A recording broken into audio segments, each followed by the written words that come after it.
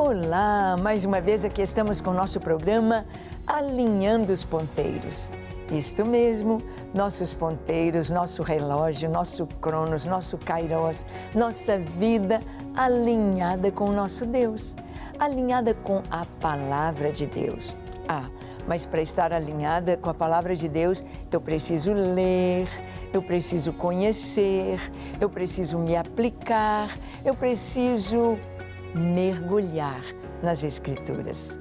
Que tal fazermos isto? Bem, nesta série de programas, estamos tomando o livro de Atos dos Apóstolos e estamos lendo versículo por versículo e estudando e tirando lições preciosas para a nossa vida. Hoje, no nosso programa, conversando sobre a história de Estevão, nós estamos ali no capítulo 7 do livro de Atos, quando Estevão apresenta sua defesa diante do Sinédrio. E ele é um contador de histórias. Ele está contando a história do povo de Israel até Moisés. Vamos ver como Estevão conta esta história. Vamos ver o que podemos aprender na história do povo de Israel até chegar em Moisés. Vamos ouvir o Senhor?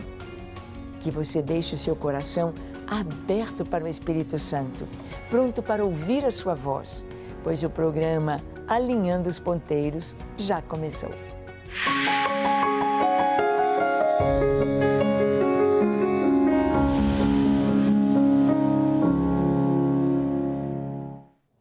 Muito bem, nós sabemos que Estevão foi apresentado ao Sinédrio, foi apresentado diante de um júri ali em Israel, simplesmente pelo fato de ser uma pessoa que estava incomodando a elite religiosa de Jerusalém. Por que ele estava incomodando? Porque ele era um homem cheio do Espírito Santo. Ele era um homem que fazia sinais e prodígios e maravilhas. O Sinédrio já havia prendido Pedro e João, e Pedro e João saíam da prisão, os anjos tiravam ambos da prisão, e eles então começaram a perseguir a igreja, a perseguir outros que não os apóstolos. Então, não podiam sobrepor a autoridade, a sabedoria que estava sobre Estevão. Então, inquiriram Estevão, o trouxeram com violência para ser julgado lá no Sinédrio. Apresentaram falsas testemunhas que depuseram contra ele, dizendo: este homem não cessa de falar contra Moisés, contra o templo, e fala de Jesus de Nazaré, que morreu, e falam que Jesus vai voltar e vai destruir este templo. Então, ele tinha de apresentar a sua defesa. É desse jeito mesmo, Estevão? E ele começa a contar a história de Israel, desde Abraão. Abraão saindo de Ur dos Caldeus, Abraão vindo para Canaã, Abraão tendo depois Isaac, Isaac tendo Jacó, Jacó os 12 patriarcas e José. Ele conta a história até José, José levando toda a família para o Egito. E agora, em Atos capítulo 7, dos versículos 17 ao 21, Estevão vai contar a história de Moisés. Vamos ver como ele conta. Diz assim: como, porém, se aproximasse o tempo da promessa que Deus jurou a Abraão, o povo cresceu e se multiplicou no Egito, até que se levantou ali outro rei que não conhecia José. Este outro rei tratou com astúcia a nossa raça e torturou os nossos pais, a ponto de forçá-los a enjeitar seus filhos para que não sobrevivessem. Por esse tempo nasceu Moisés, que era formoso aos olhos de Deus. Por 3 meses foi ele mantido na casa de seu pai. Quando foi exposto, a filha de Faraó o recolheu e criou como seu próprio filho. Bem, assim está Estevão como um contador de histórias, narrando a história da nação de Israel, para que ele possa chegar até Jesus, para que ele possa mostrar quem é Jesus, para que ele possa explicar qual a tarefa, qual a missão de Jesus aqui na terra e quem ele é. Então, ele está passando agora pela história de Moisés e ele conta que lá o povo está lá no Egito e no Egito o povo foi pressionado. O povo se multiplica, o povo já tem quase 2 milhões de pessoas ali com 400 anos, ou seja, 4 séculos, né? 4 gerações. E então o próprio faraó, um outro faraó que não conheceu José, um outro faraó de uma outra dinastia que não sabia nada de José, como José salvou o Egito em tempos de seca. Esse outro faraó, então, força os pais, força os hebreus, força os judeus, a descendência de Jacó, a descendência de Israel, força-os a negarem os filhos, a matarem os meninos, os bebês que nascessem do sexo masculino deveriam ser lançados no rio Nilo. Bem, o rio Nilo era como se fosse um deus para os egípcios. O rio Nilo, ele é que dava vida àquele grande deserto no Egito. Eu tive o privilégio, a oportunidade de ver a nascente do rio Nilo lá em Uganda. E muito lindo, ali está o grande lago Vitória e ali nasce o rio Nilo que vem descendo, que vai até o mar Mediterrâneo, formando aquele delta. E nós vemos ali como que o rio Nilo, se ele não existisse, se ele não trouxesse as suas águas para vida ao Egito, o Egito não existiria, seria apenas deserto. E então eles tinham o rio como um deus e queriam sacrificar as crianças àquele deus, ao Egito, ao Nilo. E nós vemos, como na história de Moisés, como Deus livrou Moisés. Fez o menino nascer muito lindo. Moisés era muito bonito, era uma criança formosa. E sua mãe e seu pai disseram: não vamos matar este menino, não vamos permitir que ele morra. Mas imagina, a criança dentro de casa, o bebezinho teria de engatinhar, chorar, e como escondê-lo por tanto tempo? Então, aqui o Estevão está contando a história como realmente está descrita no livro de Êxodo. Por 3 meses foi ele mantido em casa. 3 meses.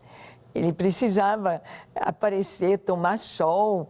Os vizinhos tinham de saber que tinha um bebezinho ali, mas não podiam. Então, Joquebede faz um cestinho, coloca o bebezinho ali, põe a irmã para cuidar, vigiar o cestinho lá na beira do rio. Puseram no rio, sim, mas não permitiram morrer. Assim, nós, pais, mães, você que tem um bebezinho, precisa proteger o seu filho do mundo.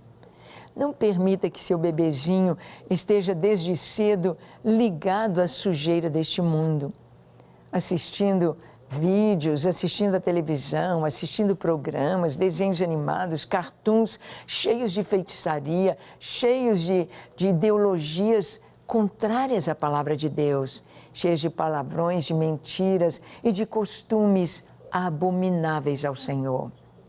Proteja seu bebê.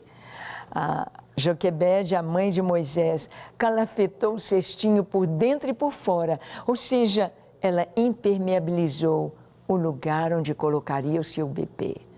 Impermeabilize o local onde você põe o seu bebê. Não permita que o mundo, que as águas do mundo, que a maldade do mundo penetrem na vida, no coraçãozinho, na mente do seu filho. É isso que a palavra está nos dizendo. Moisés foi guardado por 3 meses, era tão bonito, não permitiremos que esta criança morra. E então, no cestinho, você conhece a história, a princesa de Faraó vê o cestinho, abre o cestinho, vê aquele menino lindo e ele está chorando, ele precisa mamar. Não sei se naquela época tinha mamadeira, mas tinha as amas de leite. E ali estava a irmãzinha Miriam, e quando ela viu a princesa querendo acalentar o bebezinho que chorava, ela disse: princesa, a senhora quer uma ama de leite? Eu posso buscá-la para você. E ela vai chamar a própria mãe para cuidar de Moisés. Essa é a linda história da nação de Israel. Moisés então foge para Midian. Olha que está em Atos 7, 22 a 29. E Moisés foi educado em toda a ciência dos egípcios e era poderoso em palavras e em obras. Quando completou 40 anos, veio-lhe a ideia de visitar seus irmãos, os filhos de Israel. Vendo um homem tratado injustamente, tomou-lhe a defesa e vingou o oprimido, matando o egípcio. Ora, Moisés cuidava que seus irmãos entenderiam que Deus os queria salvar por intermédio dele. Eles, porém, não compreenderam. No dia seguinte, aproximou-se de uns que brigavam e procurou reconduzi-los à paz, dizendo: homens, vós sois irmãos, por que vos ofendeis uns aos outros? Mas o que o agredia o próximo o repeliu, dizendo: quem te constituiu autoridade e juiz sobre nós? Acaso queres matar-me como fizeste ontem ao egípcio? A estas palavras, Moisés fugiu e tornou-se peregrino na terra de Midian, onde lhe nasceram 2 filhos. Aqui, Estevão conta com bastante detalhes como Moisés sai do Egito, sai do palácio, onde ele era filho da filha de Faraó, onde ele tinha toda a regalia, onde ele se vestia como egípcio, como príncipe, onde ele trazia os colares de príncipe do Egito, onde ele teria um futuro brilhante, podendo até mesmo alcançar o trono do Egito. Mas Moisés, ele sabe que ele seria o libertador. E ele então, aos 40 anos, ele vai ao encontro dos outros hebreus, vai vê-los, vai visitá-los. E ali ele vê um egípcio batendo, maltratando um hebreu. E seu coração se enche de compaixão e ele quer libertar o povo e ele luta com aquele egípcio e mata o egípcio. E esconde o corpo dele na areia. Achou que ninguém viu, olhou de um lado para o outro, acha que ninguém viu e ele está tranquilo. No dia seguinte ele vem de novo no meio do povo hebreu e 2 hebreus estão brigando. 2 estão se degladiando, machucando um ao outro. Então diz: olha, vocês são irmãos, por que vocês estão brigando? E a resposta foi: você acha que você é juiz sobre nós? Você acha que você manda em nós? Pensa que nós não vimos ontem como você matou o egípcio? Moisés caiu em si. Se o faraó descobre a verdade, vai matar Moisés. Então ele foge. E ele vai peregrinar na terra de Midian. Ele caminha dentro do deserto. Ele foge pelo deserto. E ele encontra Jetro, um sacerdote do Deus Altíssimo. Ele encontra as filhas de Jetro, se casa com uma delas, com Séfora ou Zípora, e tem 2 filhos em Midian. Em Midian, Moisés vai aprender a língua, Moisés vai aprender a escrita, que é a escrita hebraica. Lá no Egito eram hieroglifos ou hieróglifos, eram mais de 100 sinaizinhos, 130 sinaizinhos, e agora ele tem apenas 22 letras ali no alfabeto hebraico. E ele então vai aprender, vai parar e vai ficar 40 anos em Midian. 40 anos, praticamente esquecendo tudo do Egito, praticamente deixando Deus falar com ele no silêncio do deserto. Deixou de ser um príncipe para ser um pastor. Deixou o palácio para cuidar de ovelhas que nem eram dele, eram do seu sogro.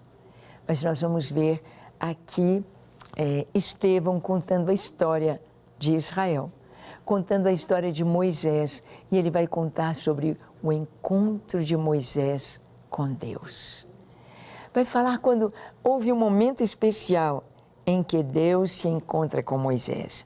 Atos 7, de 30 a 34. Lemos assim: Decorridos 40 anos, apareceu-lhe no deserto do Monte Sinai um anjo por entre as chamas de uma sarça que ardia. Moisés, porém, diante daquela visão, ficou maravilhado e, aproximando-se para observar, ouviu-se a voz do Senhor. Eu sou o Deus dos teus pais, o Deus de Abraão, de Isaque e de Jacó. Moisés, tremendo de medo, não ousava contemplá-la. Disse-lhe o Senhor: Tira a sandália dos pés, porque o lugar em que estás é terra santa.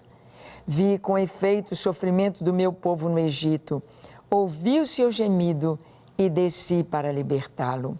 Vem agora e eu te enviarei ao Egito. Esse é um momento maravilhoso na vida de Moisés, quando a sua vida é dividida, quando a sua vida se torna cheia do sentido para o qual ele foi preservado. Desde o seu nascimento, como Deus o preservou, como Deus tinha um plano, Moisés sempre soube que ele seria o libertador de Israel. Mas quando? Como?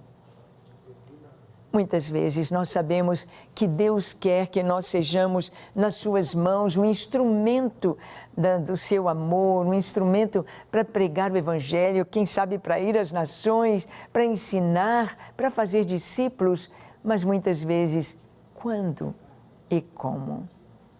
Muitas vezes não sabemos como será, Senhor, quando será, Senhor, como será. Deus tem o tempo dele certinho. Às vezes nós ficamos meio preocupados quando nós oramos e não vemos logo a resposta de Deus. Às vezes ficamos preocupados e pensamos: está demorando, como será? Mas o Senhor tem o tempo e o modo. Ele sabe. E aqui Moisés, lá atrás, 40 anos atrás, achava que chegou o momento de libertar o povo. O povo vai saber que eu sou o libertador. Vou ensinar esse povo a lutar. Vamos formar um grande exército. Vamos sair do Egito. Não era assim. Não seria assim. Os caminhos de Deus não são os nossos caminhos. São mais altos do que os nossos. Os pensamentos de Deus são mais altos do que os nossos pensamentos. Hoje, no Brasil, nós vivemos um momento especial, em que a gente pensa: Deus, como assim? Que o Senhor podia dar para o Brasil, o Senhor podia dar para os brasileiros um tempo tão especial, tão maravilhoso, em que o Senhor viria redimir e completar uma obra linda de progresso para o Brasil. E agora, como será? Como será? Deus tem os seus caminhos. Deus tem os seus planos mais altos do que os nossos. Nós só podemos ver o que Deus quer fazer com o passar do tempo. O que nós temos de fazer é a vontade dEle dia após dia. Pregar, orar, ensinar, viver o Evangelho. Moisés, então, ele teve o seu encontro com Deus. 40 anos ele esteve ali em Midian, e nesses 40 anos, como pastor de ovelhas, ele buscando a Deus. Moisés vê ali no Monte Horebe algo tremendamente maravilhoso, uma sarça, uma arvorezinha, um arbusto que pega fogo. Muitos arbustos no deserto pegavam fogo por causa da frágil ou quase nenhuma umidade do ar. Seco no deserto, então muitos arbustos pegavam fogo. Mas o que era interessante é que aquele fogo naquela sarça, naquele arbusto, não precisava de combustível. Era um fogo sobrenatural, um fogo que não estava queimando, aquela árvore estava verde. Como assim? E ele se aproxima e Deus diz: Moisés, Moisés, tira a sandália dos teus pés, porque o lugar onde você está é terra santa. Moisés curva-se, não pode olhar o Senhor, tira as sandálias e Deus lhe diz: vai a Faraó e dize: deixa sair o meu povo, porque o clamor do meu povo subiu aos meus ouvidos. Ali Moisés tem uma experiência com Deus. Senhor, eles vão me perguntar qual é o teu nome, o que eu vou responder? E Deus diz: eu sou o que sou. Eu sou, me enviou a vós. Assim você dirá: eu sou, o nome de Deus. Moisés tem esse encontro tão maravilhoso e ele sabe agora da sua missão. Chegou o tempo. Ele tenta fugir, Deus insiste com ele, Deus diz que Arão vai ajudá-lo. Então, em Atos 7, 35 a 38, nós vamos ver que Moisés foi inicialmente rejeitado por Israel, pelo seu povo. Olha o que está escrito. A este Moisés, a quem negaram reconhecer, dizendo: quem te constituiu autoridade e juiz? A este enviou Deus como chefe e libertador, com assistência do anjo que lhe apareceu na sarça. Este os tirou, fazendo prodígios e sinais na terra do Egito, assim como no Mar Vermelho e no deserto, durante 40 anos. Foi Moisés quem disse aos filhos de Israel: Deus vos suscitará dentre vossos irmãos um profeta semelhante a mim. É este Moisés, quem esteve na congregação no deserto, com um anjo que lhe falava no Monte Sinai e com os nossos pais, o qual recebeu palavras vivas para nos-las transmitir. Aqui então, Estevão está pregando e está trazendo a sua defesa ao Sinédrio. E quando ele chega na história de Moisés, ele diz: este Moisés foi rejeitado por nossos pais. Foi rejeitado por eles. Esse Moisés é aquele que eles disseram: quem constituiu você por juiz sobre nós? Quem colocou você como juiz sobre nós? Ele foi rejeitado. À primeira vista, rejeitado. E este Moisés, disse Estevão, Deus enviou como chefe e libertador do povo, juntamente com o anjo do Senhor. O anjo do Senhor que foi à frente de Moisés, fazendo sinais, trazendo as 10 pragas sobre o Egito, abrindo o Mar Vermelho, fazendo fluir água da rocha, trazendo maná do céu, e como uma grande nuvem, um toldo de nuvem sobre o povo para trazer frescor durante o dia e tornando-se uma coluna de fogo à noite. Moisés foi, primeiramente, rejeitado pelo povo. E é isso que Estevão quer trazer para o povo de Israel e ali para aquele sinédrio. Vocês rejeitaram Moisés e também rejeitaram Jesus. Mas Moisés foi o líder e Jesus, o Rei dos Reis, o Salvador, o Senhor. Estevão está trazendo a sua defesa, contando esta história, para fazer com que as pessoas sintam ali no Sinédrio que precisam reconhecer Jesus como Senhor, Jesus como Salvador. Assim como o povo teve de reconhecer que Moisés era o seu líder. Quem é Jesus para você? É o seu Senhor? Você já entregou sua vida a Jesus? Você está salvo? Você tem certeza da sua salvação, de que o seu nome está lá no livro da vida? Que tal orar agora? Feche seus olhos, curve a sua fronte. Se for possível, se ajoelhe e ore comigo, entregando sua vida a Jesus, dizendo assim: Senhor, eis-me aqui em tua presença. Eu abro meu coração. Contempla minha vida, meus pecados. Perdoa-me, Senhor. Lava-me, purifica-me. Eu reconheço que tu és o meu Deus, o meu Senhor, o meu Salvador. Perdoa todos os meus pecados e lava-me completamente para que eu possa andar na tua presença, fazer a tua vontade, glorificar o teu nome e ter a certeza de que o meu nome está escrito no livro da vida. Dá-me certeza de salvação. Eu me entrego a ti agora para ser somente teu enquanto eu existir e durante toda a minha existência, por toda a eternidade. Amém, amém e amém. Graças a Deus. É isso, é entregar a vida ao Senhor, permitir que Ele te lave, te limpe, te ensine a ser um filho de Deus. Amém. Que Deus te abençoe ricamente, que você prossiga amando ao Senhor acima de todas as coisas, aprendendo a sua palavra e estando alinhado com os céus e com a vontade de Deus. Até o nosso próximo encontro, quando aqui estaremos compartilhando com você a palavra de Deus. Até lá.